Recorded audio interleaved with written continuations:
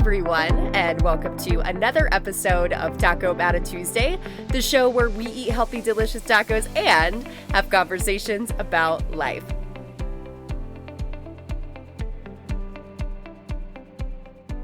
If you are struggling to take the next step, I want you to think about the story you want to tell. Anytime that I am in a funk, or maybe I'm in pain, under a lot of pressure, and it feels like things are arising to a point that it's just hard to even imagine taking another step and to keep going, I always think about what is the story that I want to tell on the other side. When everything is said and done, when I'm out of the sticky situation or heat of the moment, what is the story that I want to tell? This week on the podcast, what we're going to talk about is stories and stories of impact. After the weekend that I had, and just honestly the last week that I've had it, there's just been a lot that's occurred, and I want to share some of those stories with you in hopes that what came out of these different stories and situations were truly impactful, and I'm hoping that they can help you just as much as they helped and sort of meant to me. But before we do that, let's go ahead and talk about the taco of the week.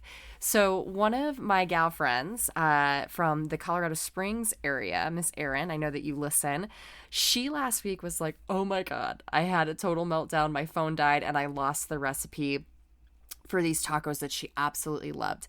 And it was a homemade tortilla taco type of recipe. And so I wanted to bring that recipe back from the archives because I know one focus for me is just overall like gut health, right? Making sure you're getting in color of the rainbows, just continuing to get a lot of different macro and micronutrients into your diet. And I know with tacos, sometimes it feels like it's a little hard. Well, this taco does just that as far as bringing in so many of those different elements. So with that being said, I'm going to bring to you the newly renamed zucchini tortilla tacos. It is a homemade zucchini tortilla that you get to actually bake within the oven, and then just the combination of all the fillings and toppings that go on top of it, it's just good. So if you want to get in on the party, then you got to go check out the show notes before you leave the episode today to grab the recipe card. Okay, let's jump in. It's been a really long last couple of weeks, definitely last week, and it was a really long weekend, especially on Saturday. So for those of you that have been following along in the last couple of episodes, you know that I have been working towards some big goals and some big races. And I always feel so bad. I talk about DECA all the time, but it's what I'm doing. It's what I'm training for. And so a lot of these stories just happen to come from that realm. But one of the things that I've talked about a lot recently was just this idea of getting out of my comfort zone and trying a new race style within the DECA arena, which is their DECA Fit style. And that is the one with a butt ton of running.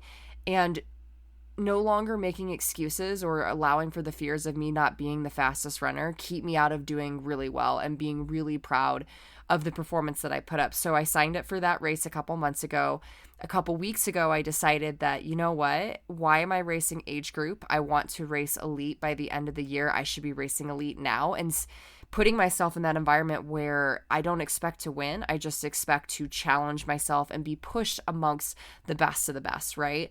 And so this weekend, I did not only my very first DECA Fit event ever that I've done, I did it individually, I did it with teams, and I also did it at the elite level for both, which is, again, completely new, out of the water experience for me. And so it's just, the race was absolutely amazing. And this is where we start to get into the storytelling. I just want to share just like some race moments from this weekend. And then I have a couple of other things for you guys as well as far as stories goes. But the race was just so awesome. Like throughout the entire time that I was running the race for my individual in the morning, every corner that I turned, there was someone that was smiling and cheering me on. There was people that were cheering my name the entire time that I was out there. Like, it did not stop.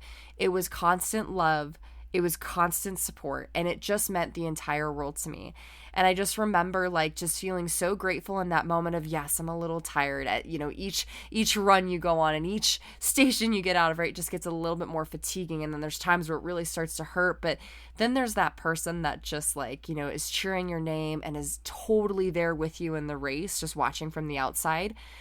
It just makes you feel so grateful that like you're just doing what you're doing, because you have the decision to sit on the couch every day. I had that decision once, right, where I was depressed and lethargic and decided to not move. And because of a single decision of I deserve more, I deserve to live a life of purpose, of joy, of fulfillment, that I got off the couch and I completely turned my health around.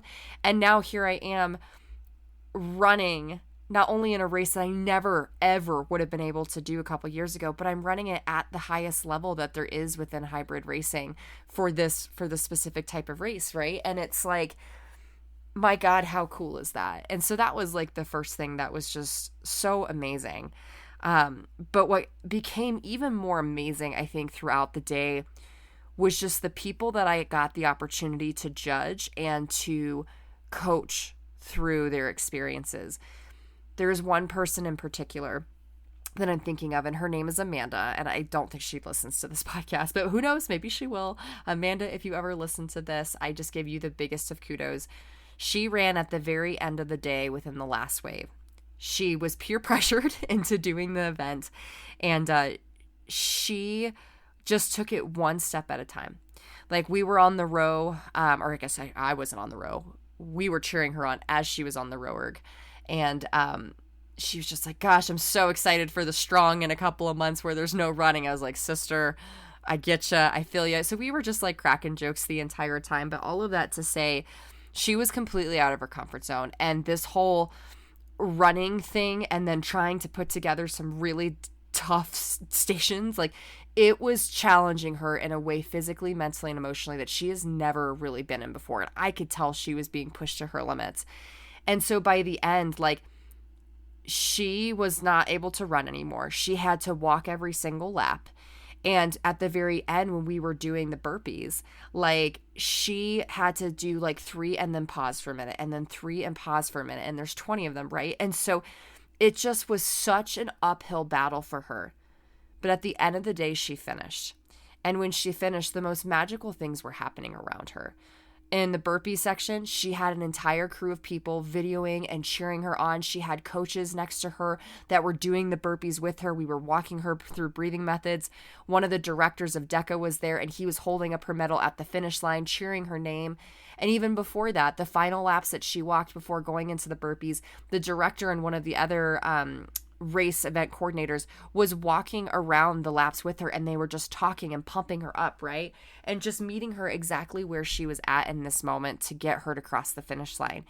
And so there's a couple of things that came from just watching that this weekend, and that is she smiled through it, just like I did during my race, right? Each time there was just a cheer and I turned the corner and my name was being shouted. Like, I was just so joyful. I was just so happy to know that I wasn't alone, that people were there in support of me, knowing how hard I've worked for this. Like, it just felt amazing. And in the moments where I felt like I wanted to die, I smiled and I felt gratitude, and it completely shifted my entire energy. And I watched that happen to Amanda throughout the entire race. She thanked every single judge that judged her and coached her through the stations. She took on advice. She was learning. She was open-hearted, right? Like, she just kept her smile even though she was in total pain. And I just think that for all of you listeners, that's just such an incredible reminder that there's going to be times in life that knock you down. There's going to be races that make you feel like you might freaking fall over. But just your ability to just change the moment with something as simple as a smile, it changes everything. And that is not an understatement. Like, it is, I'm sorry, maybe it is an understatement, but quite literally, like, just being able to smile will completely change your mood and your perspective in that moment. And so if you feel like, again, you're going through one of those moments, just for one moment, just try to smile, right? And see how it impacts your energy. The other thing that I thought of as well too is just like the same thing along the smiling is just that kind and gracious attitude. It surpasses all.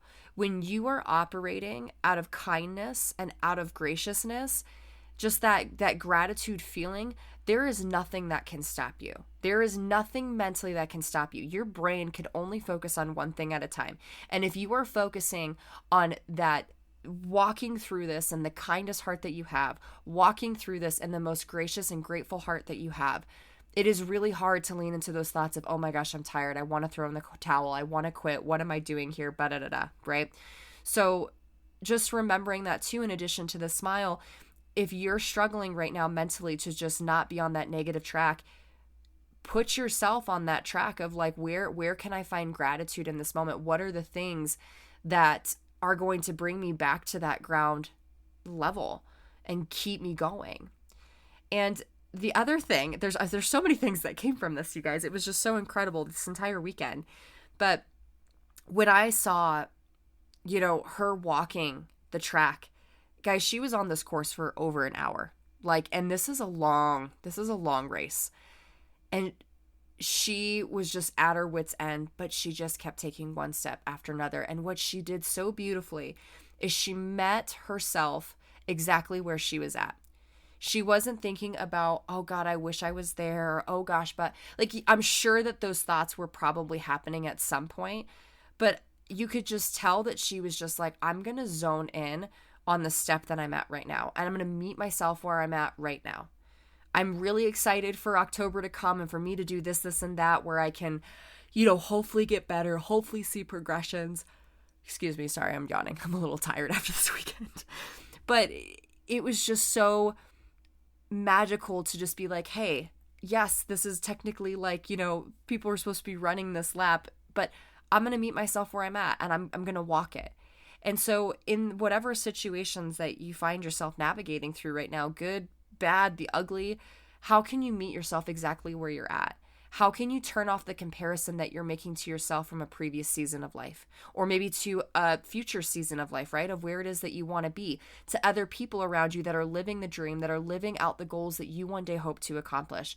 How can you just find a way to put your blinders on and just meet yourself where you're at right now, and therefore turn on that gracious and gratifying attitude around where it is that you are at, right?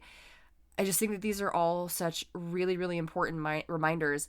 And the last thing that I want to share around this specific story from this weekend is that I know that taking that step, I know we talked about if you're afraid to take the step, this is what's going to come on the other side. Just look forward to this. And I want to bring this back up.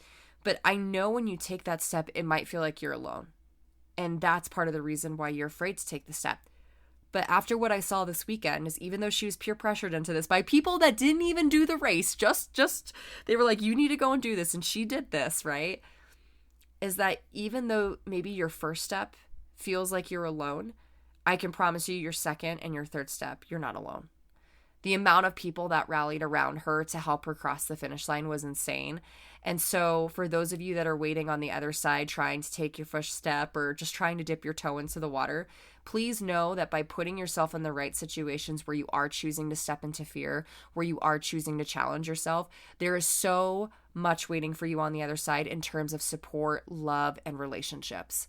And that's the gift that she was truly given. And she gave us all that gift to be there to support her and be her morale throughout the entire thing. So those were just things that I thought of from just overall this weekend.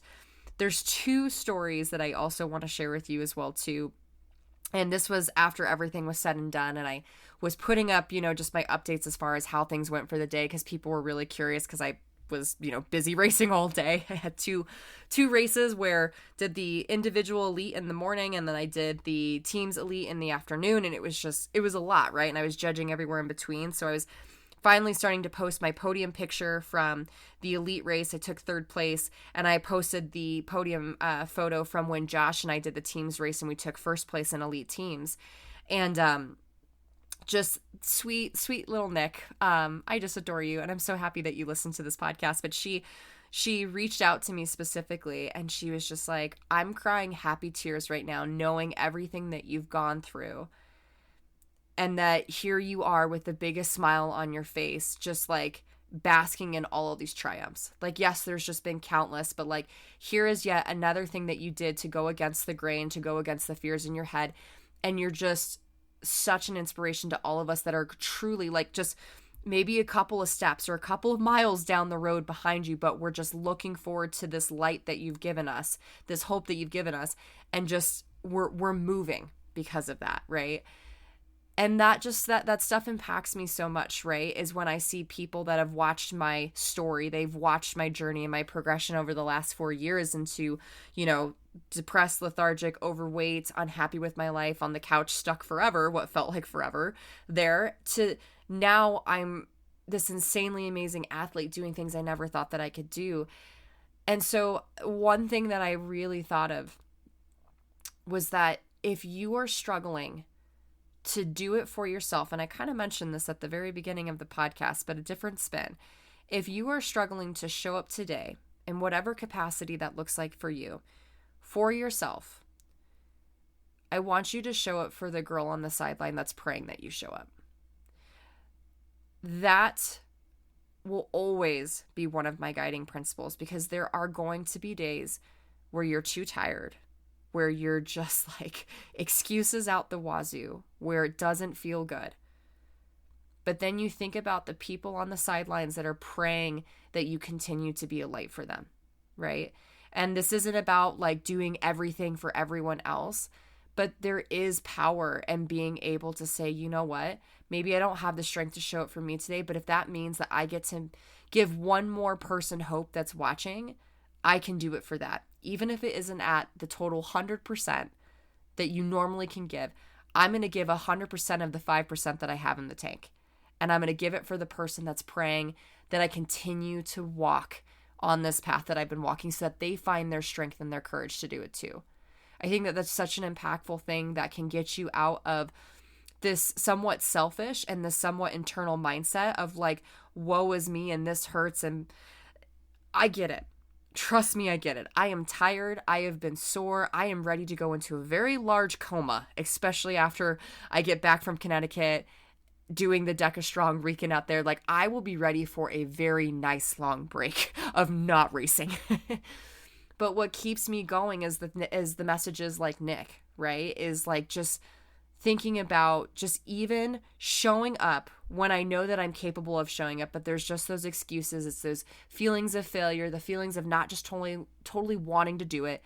Thinking of people like Nick and realizing that my one courageous step today is giving someone else the strength to continue to believe in themselves. So when you struggle to really show up for yourself, think about the person on the sideline that's praying that you do. Okay. And the last little story and just tidbit that I want to tell you is it's been a really interesting progression over the last couple of months as far as like my training, where I've trained, and just how things have transpired from there. But I didn't really have like a primary gym. I had one gym that I was kind of going to do Friday morning trainings with, but there was nothing that I could really find that really had everything that I needed, that had open gym hours, etc.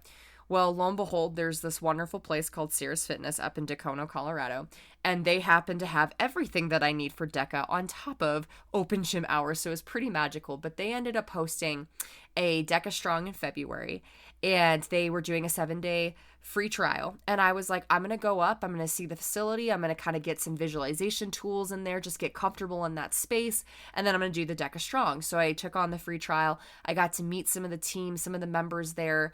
I got to compete at the facility. It just was such a wonderful, positive experience with just incredible people that I was like, okay, outside of the logistics that this makes total sense, there is something like this little tiny pull within my heart that's telling me this is exactly where it is that you need to be. And so as much as I was like, gosh, like another gym membership, another finance, like all things, right? I was like, you know what? This is worth it. I don't fully understand why outside of the logistical piece, but this is worth it. Well, you flash forward to a couple of weeks later, and Chris Johnson, who is the founder of Cirrus, comes up to me and says, hey, have you seen any of our marketing on the Bricks series, the competition series that we're doing? And I was like, kinda, yeah. And he goes, have you thought about doing it? I'm like, nope, not at all. Like, I'm a DECA girl. I don't have any interest in like trying to train for something else right now. And he's like, look, I totally understand you're specialized, but I see how hard you work out and how talented you are within the ninja space. He goes, I really think you have a good shot of doing really well. So you should consider it. And I remember, and I think I actually just told the story fairly recently, where I remember like sitting there getting ready to register. And I was like, I have to like live out what it is that I preach every day, which is that fear is your green light. And that green light, when you get that like that bubble gut sensation in your stomach when something comes up and you're ready to press play or you're ready to take your first step or sign up for the dang thing, like that is your body preparing you and physically telling you that this is exactly where it is that you need to be in order to grow, right? And so I stepped into that. I leaned into that. I did the bricks competition and I won the whole damn thing. But what came out of it, like I shared with you guys last week by stepping into the comfort zone, was so many facets of things. Well, now fast forward a couple of weeks later after the bricks competition, as people are wanting to work with me on a personal training basis, I also have like certain relationships that are very much flourishing, that are changing my life in every single way. And just things are falling together so well. And so all of this to say, to listen to the whispers in your life. That is something that I have done for the last couple of years. Like when I was considering leaving my job in the middle of COVID to start my own business from scratch in 2020. Well, I guess that's what COVID is, right? Like when I decided to do that, I was terrified, but there was just that whisper that was like, you're on the right path. There was that pull that was telling me you're on the right path. And I had two choices. I could either choose to let fear come in and to not listen to it, or I could choose to listen to it and put fear in the passenger seat and say, hey, I see you and I hear you, but I'm in the driver's seat and I'm going to take control of this. And that's what I did. And we all have those choices every single day. There is those little whispers and those little pulls that are nagging at us every day. And it's just a reminder for you, like right now, are you listening to them? Are you truly listening to the things that are pulling you in the right way? Or are you hitting resistance after resistance after resistance and things just don't feel right? Listen to the whispers, because I can tell you after 4 years of doing just that, between the things that I've accomplished, the career that I've built, the relationships that I now have that absolutely have just filled my life with so much joy and fulfillment, like it is so worth it. It's not comfortable, and I'm not saying it ever will be, but when you do that and you trust your gut and you trust more than anything that no matter what happens on the other side, that you'll be able to handle it, your life is going to change for the better. So if there's anything that you need to take away from this podcast, is listen to the whispers. They will never lie. Thank you guys so much for showing up for you today, and I truly hope that this podcast resonated. If there is a story that hit home for you and you think that by having someone else listen to this, that they would feel some sort of impact, please don't hesitate to share the podcast. And of course, rate and review it if you are a new listener. Just always helps get these episodes out to the people that need to hear them. But thank you guys so much for all the joy, for all the love, all the support this weekend, and just throughout my entire journey in life. I will see you guys next week for another episode of Taco About It Tuesday. See you then.